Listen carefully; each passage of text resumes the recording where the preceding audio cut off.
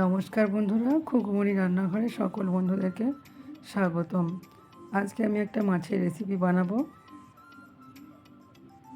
তো এই মাছের রেসিপিটা গরম ভাতের সঙ্গে থাকলে আর কিছুই লাগে না, এতটাই টেস্টি আর এতটাই খেতে সুস্বাদু হয়েছিল।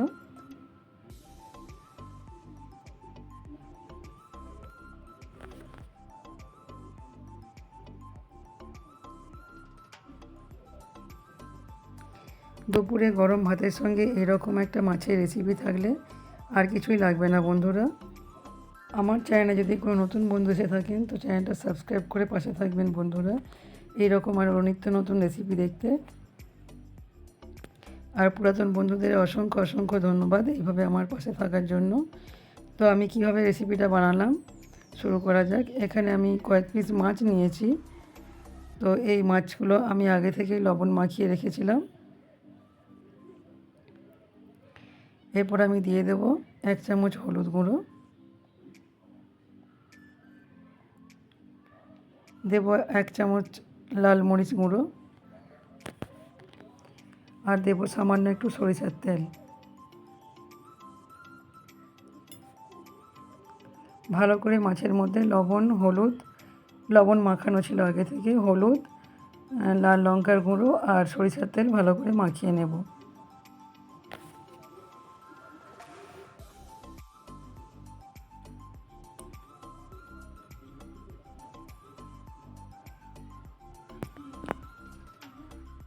ভালো করে মাখানো হয়ে গেছে মাছের মধ্যে হলুদ লঙ্কার গুঁড়ো।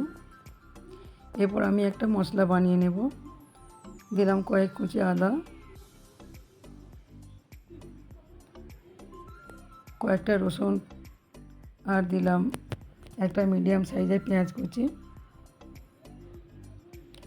দিলাম 1 চামচ পোস্ত, 1 চামচ গোটা জিরে, 2টো শুকনো লঙ্কা, কয়েকটা গোলমরিচ, 1 চামচ সাদা সর্ষে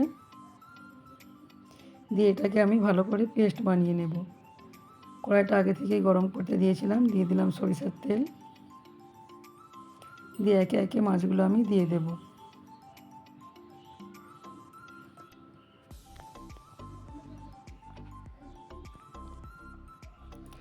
মাছের এক পিঠ ভাজা হলে অপর পিঠটা আমি উল্টে দেব।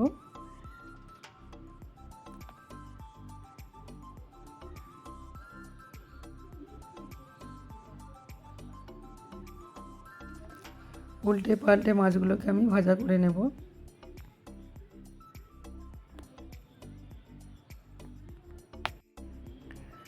মাছগুলো ভাজা হয়ে গেছে, আমি তুলে নেব।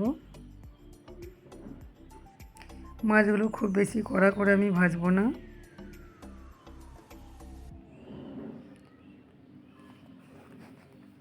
এরপর মাছের মাথাগুলো আমি ভেজে নেব।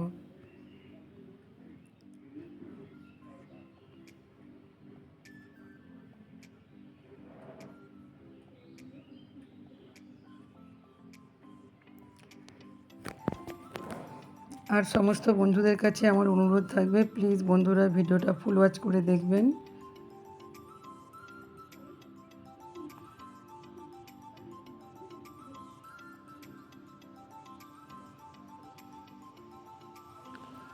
মাছের মাথাগুলো আমার ভাজা হয়ে গেছে, তুলে নিলাম।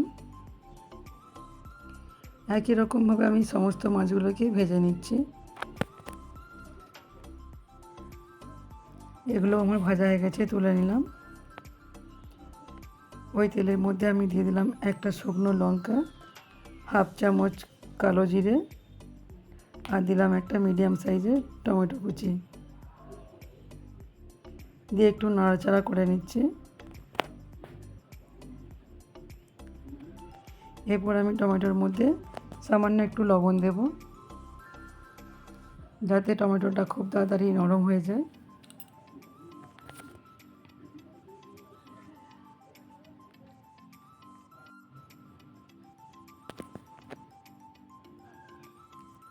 দিলাম 1 চামচ কাশ্মীরি লঙ্কার গুঁড়ো, আর দিলাম 1/2 চামচ হলুদ গুঁড়ো, দিয়ে মশলাটা আমি একটু নাড়াচাড়া করে নিচ্ছি।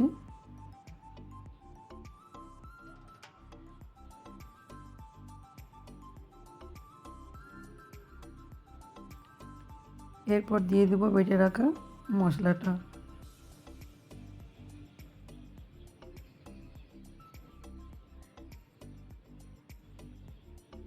মশলাটা খুব ভালোভাবে কষিয়ে নেব।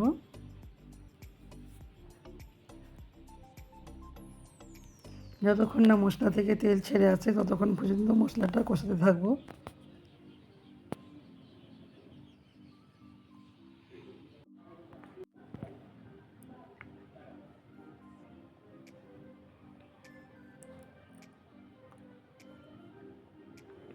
মশলাটা আমার কষানো হয়ে গেছে।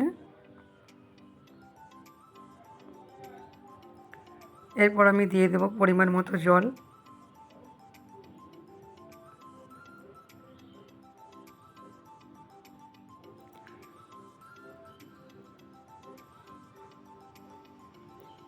দেব সামান্য একটু লবণ, দিয়ে নাড়াচাড়া করে নেব।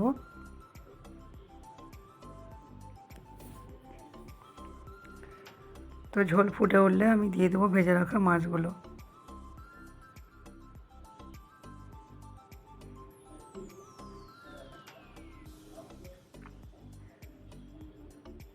মাছগুলো দিয়ে ভালোভাবে নাড়াচাড়া করে নিচ্ছি।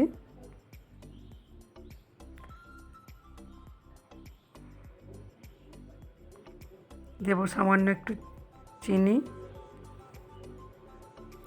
আর দেব সামান্য গরম মশলা গুঁড়ো, দিয়ে আবারও নাড়াচাড়া করে নেব।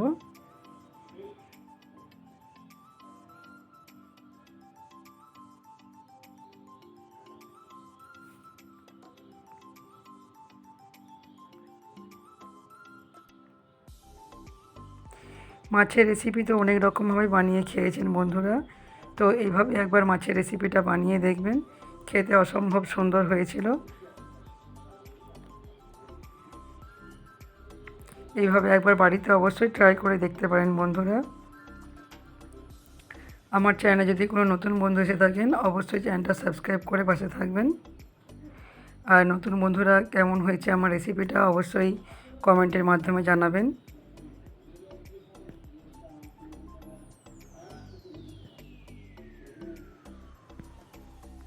আমার রেসিপি যদি ভালো লেগে থাকে বন্ধুরা লাইক, শেয়ার ও সাবস্ক্রাইব করে পাশে থাকবেন এরকম আরও নিত্য নতুন রেসিপি পেতে।